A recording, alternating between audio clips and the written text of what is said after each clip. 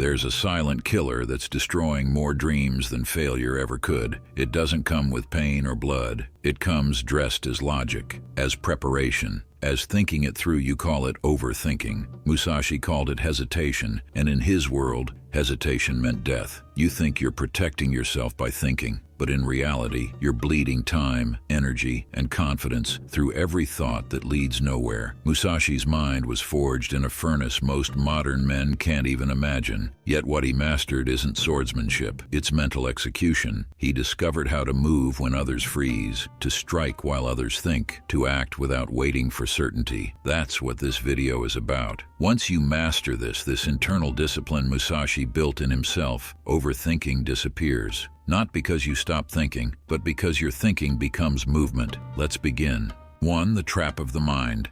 Let me tell you about Ryo, not a samurai, not a monk, just another man stuck in the loop. Ryo wakes up early, goes to work, stares at spreadsheets, scrolls through motivational quotes on his breaks. He's got plans, a business idea, a book to write, maybe a YouTube channel. But every time he sits down to start, the storm begins. What if it fails? What if people laugh? What if I'm not ready yet? He calls it planning. Musashi would call it self-deception. In the Book of Five Rings, Musashi wrote, "There is timing in everything. Timing is the essence of strategy." Overthinkers don't understand timing. They're always early or always late, never now. Ryo's problem isn't fear of failure, it's addiction to certainty. He wants the path perfectly lit before he takes a step. But the truth is, the path only appears after you start walking. The mind convinces you that by waiting, you're preparing. But waiting doesn't prepare you, it weakens you. You lose the sharp edge that only action gives. Every day you hesitate, someone less qualified moves. And that's how overthinking wins. Not by breaking you all at once, but by dulling your blade until you no longer believe you can cut. 2. The mind of no mind. Musashi had a principle, mushin no shin. It means the mind without mind, a state where thought doesn't delay action, where thought and action merge into one. That's what kills overthinking, not trying to silence your thoughts, but moving with them before they turn into hesitation. Think of it like this. You're standing in front of two doors. One is marked certainty, the other action. Everyone waits in front of the first door their whole lives, hoping it'll open. Musashi walks straight through the second. He didn't trust certainty, he trusted movement. In battle, you can't calculate every outcome. You can only trust your rhythm, your training, your intuition. Life's the same way. Overthinking happens when you rely on the brain and ignore the body, when you're all logic and no instinct. But here's what Musashi knew. Intuition is intelligence in motion. You build it by doing, not by doubting. When he trained, he didn't study what worked in theory. He moved, observed, adjusted, moved again. He didn't think his way to mastery, he moved his way there. And that's where overthinking dies, in the rhythm of decisive motion. 3. The distance shift.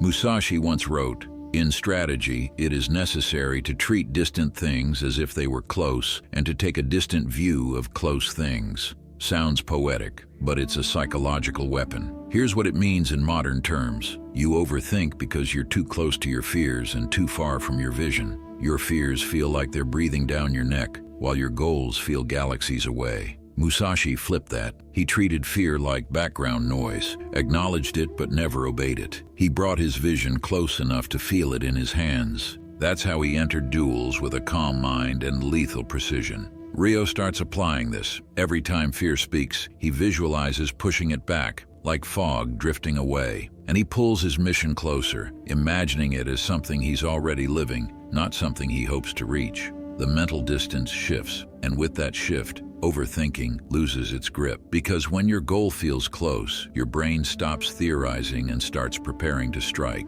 4. The fire of motion. There's a brutal truth Musashi teaches that modern self-help hides. You don't need more clarity, you need motion. He wrote in the Fire book, "You can only fight the way you practice," meaning your thoughts in battle reflect your behavior in life. If you train your mind to pause, to hesitate, to analyze endlessly, you'll freeze when it matters most. Ryo decides to act, not tomorrow, not after another research phase. He sets a 30-day rule. One goal, one mission, zero switching, no backups, no maybe later. He picks the ground like Musashi did, his own terms, his own focus. The first few days are chaos. The fear doesn't vanish, it screams louder. But he keeps moving anyway. Then something strange happens. The fear doesn't disappear, it becomes silent because fear feeds on inaction. And once you start moving, you starve it to death. Musashi once said, "Perception is strong and sight weak." In strategy, it is important to see distant things as if they were close. Most people overthink because they confuse sight for vision. They only move when they see results. But Musashi moved because he perceived victory long before it appeared. That's what separates warriors from worriers. Warriors move, warriors wait. 5. The strike of now. Every overthinker is waiting for the perfect moment, the right time to start, the right conditions to act. The timing of the strike is the timing of life itself. The right moment is never coming. There's only now and never. You're either striking or hesitating. There's no in between. Musashi mastered the art of acting before the perfect conditions arrived. He understood that delay is decay, that hesitation is the death of momentum, and Rio learns that the hard way. He waits to feel ready, but readiness never comes. So one night, exhausted from thinking, he decides to strike. He doesn't know if it'll work. He doesn't need to. He launches his project at midnight, raw, imperfect, alive. The results? Nothing special. But the shift inside him? Massive. He finally realizes certainty is earned through movement, not waiting. That's when his overthinking disappears. Not because he silenced the thoughts, but because he moved faster than they could keep up. 6. The way of walking alone. When Musashi retreated into the cave of Reigondo, he wasn't escaping the world. He was dissecting it. There, in complete solitude, he wrote his final text, Dokodo, The Way of Walking Alone. It wasn't about swordsmanship, it was about liberation, from noise, from ego, from dependence on the world. One of his precepts reads, "Do not let yourself be guided by the feeling of lust or love." At first it sounds cold, but Musashi wasn't warning against emotion, he was warning against attachment. Attachment is the root of overthinking. You obsess because you care too much about how things turn out, what others will think, who will approve. You're guided not by truth, but by emotion. By your craving for validation, approval, belonging. That's why your thoughts spiral, because you've handed over control of your mind to external forces. Musashi understood that clarity doesn't come from having all the answers. It comes from cutting away everything that doesn't matter. He trained alone, ate alone, walked alone, not out of bitterness, but precision. Because focus dies in the crowd, noise kills instinct. When you walk alone, the world becomes quiet enough for you to hear your own command. You stop explaining your vision, you embody it. You stop seeking validation, you start seeking mastery. Overthinking thrives in noise, but it cannot breathe in solitude. Once you detach from approval, the mind stops begging for permission and starts obeying your will. That's the modern way of the warrior. 7. The modern samurai code.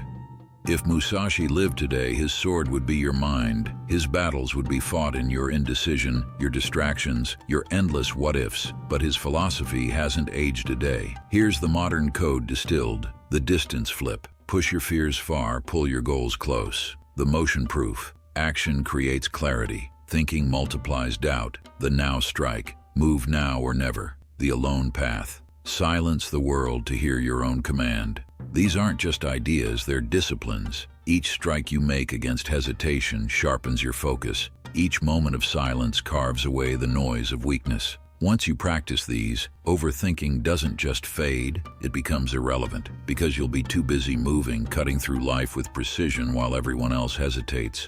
The end of the path.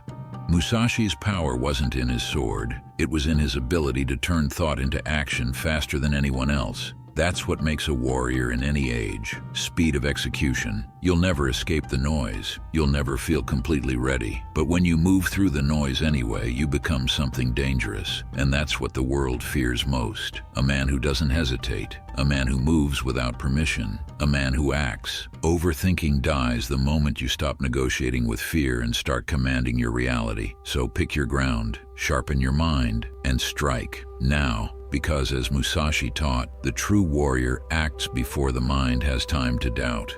Thank you for watching. If you want to see more videos, make sure you hit the like and subscribe button. I'll see you in the next one.